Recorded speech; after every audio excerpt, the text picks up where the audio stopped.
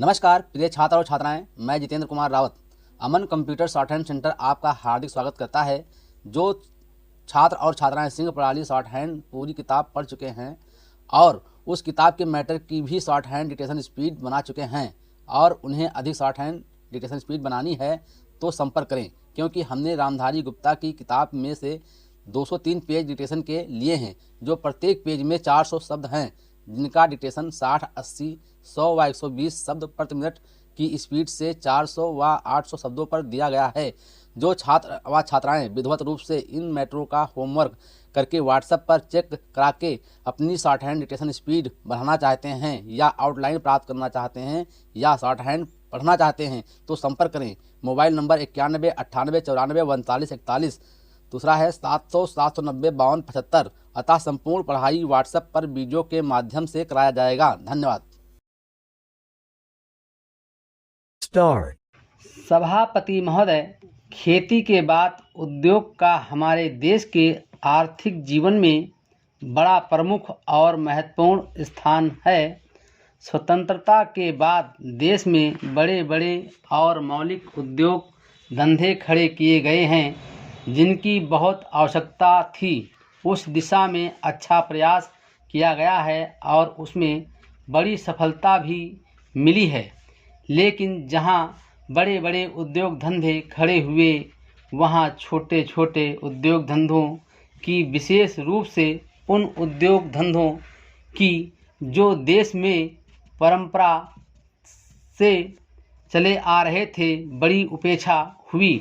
बहुत से उद्योग धंधे अपने पुराने ढंग से चले आ रहे हैं, उनमें कोई नया परिवर्तन नहीं लाया जा सकता है, उनका कोई विकास नहीं हो सकता है।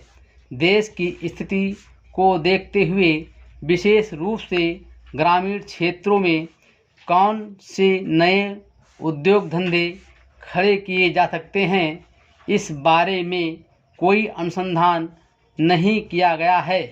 खादी और ग्रामोद्योग स्थापित किया गया और उसने खादी और कुछ ग्रामीण उद्योग धंधों को लिया, लेकिन उसका भी कुछ सीमाएं हैं।